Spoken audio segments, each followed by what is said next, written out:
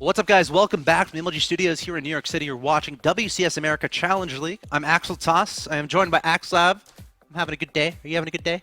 I'm having an amazing day. That first map from Illusion was really, really fun to watch. It was also fun to watch Kapach pull out some of these old school builds and really take out Ghost User, because Ghost User is a guy who's so confident. I mean, and he's like, if you look at the results, most people would say Ghost User is overall more skilled player. Right. But Kapach saying, you know what, you can't underestimate me. Just because on paper you're better, I can pull out some really clever prepared builds and take you out. And we saw the same thing with Illusion versus Taeja Game 1, of course.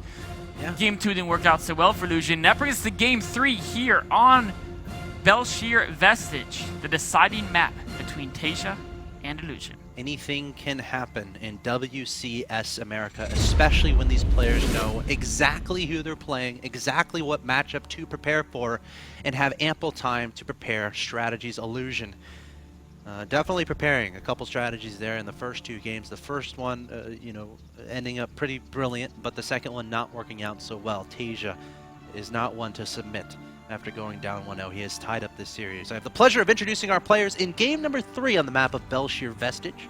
In the bottom right-hand location, we have the blue Terran player representing Team Liquid, hailing from Korea, considered one of the best StarCraft 2 players to honestly ever play the game. He is Taeja.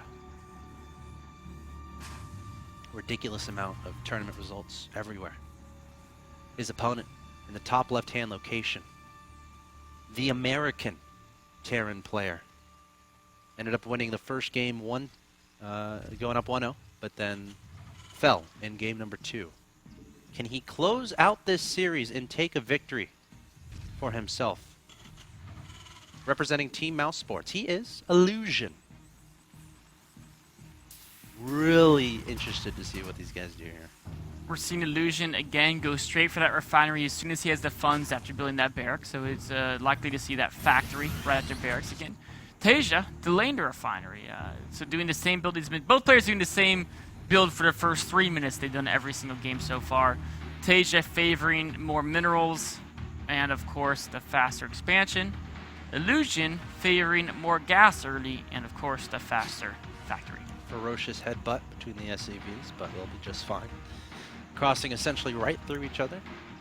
Of course, this means they both decided to mineral walk. That happens, but they'll be scouting early here.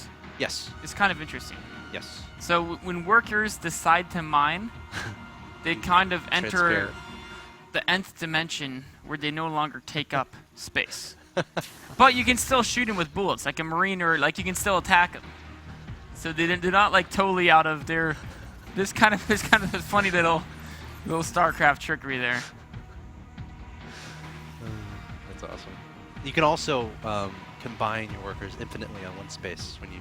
Yes. It's pretty interesting. There's this one video where it's like, it was like when you're first watching, it's like, oh, you're seeing a probe and an SCV run at each other in the middle of the map.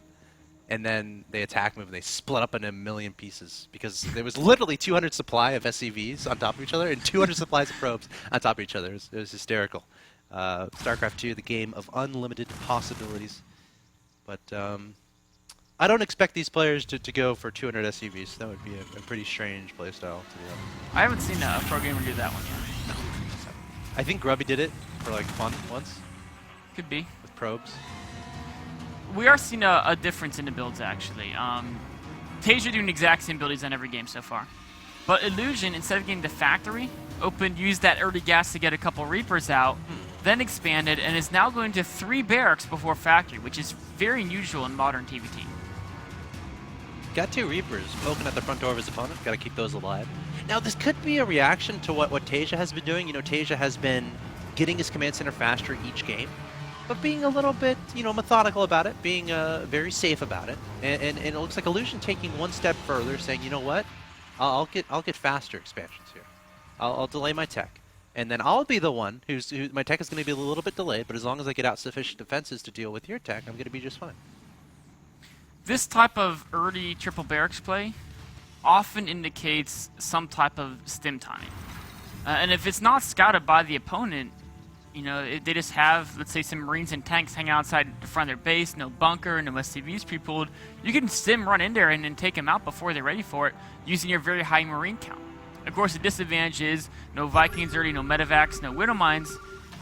which means that it's a little bit trickier to defend. Oh, and Taeja scans everything. Perfect scan. T-stim. Yeah, that's a little bit unfortunate for Illusion. It's not like the build he's doing is committing him to some crazy all-in. Yeah. But it is nice at the potential to end the game. And he's going to get the eBay a little early too. So he's going to have an upgrade advantage over his opponent. And he's going to have a higher Marine count, but he's going to be behind in tech. And you can see Taeja out the faster medevac. He has some Widow Mines out to help out as well. And so it'll be a battle of, you know, brute Marine strength versus some of the tech units that can be a little bit tricky, like the medevac can work in drop play. Looks like Taeja gonna pick up 4 Marines here. There's 2 medevacs in his medevac already. Might do some light poking in his opponent's main, in his opponent's natural, while dropping in his opponent's main. Really try to spread Illusion apart. Something else he could do is slowly elevate her up to the high ground, since he has more Marines that can fit into that medevac. So we'll definitely keep an eye on that. But Taeja definitely wanting to try to at least scare his opponent a little bit, try to get some damage done. Oh, he's pushing in from the front. Now the build is revealed. Widow Mine's going to control the ramp of Illusion. That's a little bit annoying. No scan going down. One Marine saying, "All right, guys, I'll take that one." And dying to the Widow Mine. Another one getting burrowed down in the ground, and another Marine going to be sacrificed. These Widow Mines are close enough. You can take them both out with one scan, which may be a little of a misstep from Taeja. Here comes that elevator play. Marines being dropped on the high ground again. The medevac is in play here for Taeja, and not for Illusion, so he can heal, but he's going to have to back away. A scan needs to happen here onto these Widow Mines. One of them going to scuttle in the opposite direction here, going toward that mineral line. But a little bit of a dangerous situation. There's the scan going to take out both Widow Mines with one scan, as you said. Great pickoff. Great defense by Illusion, and the Marine drops from Taeja have done nothing but drop a couple Marines to their death so far. Yep. And Illusion gets out with a tech advantage without really suffering any losses from it, because now he's got his own starport ready. He can react around those medevacs. He also has stim done. And now he's got about, you know, a little window of time where he can maybe try to get something done with stim, and his opponent has no stim, although crossing the map, by the time he can really get an attack going, Taeja will probably have stim back of his own ready. Dropping some more Marines in the main base here right when Illusion decides to back up. I don't expect this to do much damage, more of a scouting utility if anything. Has to be careful though, because stim is done here for Illusion. He could stim and take that medevac out if Taeja isn't careful, but Illusion not going to do that. Of course, it's always risky when you're stimming, you don't have medevacs out just yet. But 2 just now popping out onto the field. So we'll have to see how aggressive Illusion decides to be, because he has stim, combat shield's about to finish, and he has +1 on the weapons upgrade, which his opponent doesn't have either yet. He has 1-1 underway, but nice reaction here from Taeja, going for the double engineering bay. I think he identified the 1 engineering bay from his opponent that was placed down a little bit earlier. A cool move by Illusion. With the Watchtower, he saw the medevac of Taeja come in there. He could have maintained control of the Watchtower by using his own medevacs, but instead he would rather keep them hidden. And now this drop play has the potential to do good damage. Taeja has nothing back in the main to defend. His whole army is at his natural expansion. Illusion going straight into the main base, looking for a tech lab with stim running, but stim is already done here for Illusion. He's going to try to engage from the high ground. A tank coming forward as well. I'm a little bit surprised he didn't try to go straight for that mineral line. One medevac getting very low on health, but Illusion holding strong. He's going to try to take down a tank, and Illusion not a terrible trade at all. No, being extremely cost efficient with this drop play. The power of medevacs can be seen here. He's going to be driven away now, but the medevacs survive, just losing the Marines and taking out one of the key siege tanks of Taeja. Oh, that's huge. Every tank in TBT is very important, but keep in mind, Taeja has those 2 engineering bays. They're about to finish 1-1, and going forward, that might be pretty important, especially considering Illusion hasn't started his armory yet. He also hasn't started his 2nd engineering bay. The timing is still available right now if he does it in the next few seconds, but it's something he definitely has to be aware of, because if he starts losing that upgrade advantage, it can, you know, going forward, the game could get a lot scarier for him. Interesting to note, neither player taking the 3rd command center. Taeja going up to 5 barracks, a starport, and the factory off just 2 command centers. Illusion doing the exact same thing. So both players are very focused on powering units out of 2 base. Illusion looks like he might make a big move here, running Marines to the potential 3rd base of his opponent, or trying to basically take map control, while there's a Doom drop heading towards the main of Taeja. Marines stimming into the natural of Illusion, trying to find out, get some scouting information in. But look at this, Taeja looks like he's ready. All of his Marines there, and medevacs are there as well, and Illusion is going to have to back away. Great defense there from Taeja, identifying exactly what Illusion was trying to do. That could have been very scary for Taeja. But if Taeja's forces were in the natural again, like we saw with that first drop, this time with the siege tanks there as well, he could have used Taeja's base against him and almost had basically a kill move there. We can see so far, Illusion, with all the cost-efficient trades that he's been doing, he's got himself a 20 to 30 supply lead now. But like you mentioned, he is going to start falling behind in those upgrades. Yes. Loading up for another big Doom drop. Scanning. He sees Taeja goes to the main, so he's going to head straight to the natural. Oh, I thought about it. Bunker and 3 tanks. So I wonder if it might be worth it to try to contain Taeja here. Uh-oh, Taeja coming forward though with his Marines. He wants the engagement to happen. The tank not sieging up for Illusion. Illusion just going to turn around and try to engage, but now going to back up. But as I was saying, you know, at what point as Illusion do you like, all right, he's on 2 bases, he's going to stay there. I'm going to take a third of my own, but try to set up some sort of contain. It can be a little bit tricky on this map because there are 2 potential thirds that can be taken, and your opponent can kind of flank through the middle and come in from behind you, but I think it's definitely possible. We can see he's seen that he may have to go for that choice, adding to Armory, second eBay, and Command Center, now realizing there's no kill move to be made. Taeja's defense is just too good. A drop heading to that 3rd base at the top side of the map. Illusion sieging up here, has a lot of Marines at its opponent's front door, but there are 6 tanks there. That could be suicide going in that location. 3rd Command Center is in the main base, but look at this, a drop at the 3rd. That's going to be able to deny the SCV, and he's going to have to cancel the Command Center, something he did not want to have to do. I'm a little surprised Illusion's giving up that partial contain. Maybe feels he doesn't have quite enough units to really cover all his bases right now. But the fact is, Taeja, it definitely has the lead. His defense has been strong. Yep. He's got a step ahead of Illusion into upgrades. His 3rd orbital is being turned into an orbital right now, and he's even just finished his 2nd factory, so he can really start cranking out a higher siege tank count. A lot of supply blocks so far in this game, too, from Illusion. I've been watching that. You know, nerves could be an effect here. And again, having to remake that 3rd command center is something you don't want to do. Also, he hasn't started up 2-2 back again. Okay, just now starting up 2-2. But again, he is well behind as far as the upgrades are concerned. But, I mean, for now, I think he has the bigger army count. Oh, he isn't. And Taeja has a Marine force that could be caught off guard. A scan from Illusion sees it. There's no tanks supporting it quite there. He tries to jump on it, but Taeja backs away just in time. And a big sim from Illusion, although he's got a lot of medevacs. There's a lot of tanks in the main base there. Taeja definitely a little bit paranoid about the Doom drop. Meanwhile, there's a drop in the natural expansion here from Illusion. The medevac getting taken out, the Marines as well, so not doing too much damage. And I don't think either player is substantially ahead right now. I feel like Taeja obviously does have that upgrade advantage, but he's still behind in supply. Still restricted to those 2 bases, just now moving out that 3rd, and that's going to be the question here. Who's going to win the battle of getting that 3rd and preventing it from being denied? Taeja's trying to control these watch shards, but Illusion's so on top of them, defends the right one, and looks like he's going to take... Actually, he's going to let that Marine sit there and guard the middle watchtower. Going in to deny the 3rd base of Taeja. If he can... From 2 sides. Oh, Taeja wants to fight! Oh, he's coming out. Only 3 tanks here. Some 4 tanks coming in from the main base, but Taeja looking to engage again. He does have that upgrade advantage. It's 2-2 to 1-1 in favor of Taeja, so not too surprised to see him try to go for this. 2 tanks going to be trying to run away from those Marines. He's just going to pick those up and pull away with that medevac. Great move there from Illusion. And he's able to deny this 3rd while he's getting his 3rd up on his own. So Illusion's going to try to hold this front, but Taeja looks like he might want to try to start pushing out slowly, but sure, that's exactly what he's going to do. Taeja stimming forward those Marines. Keep in mind, he still has that upgrade advantage, and it's showing. The Marines doing a lot of damage here. Tank's doing a lot of damage with the back as well, and Illusion is going to be broken.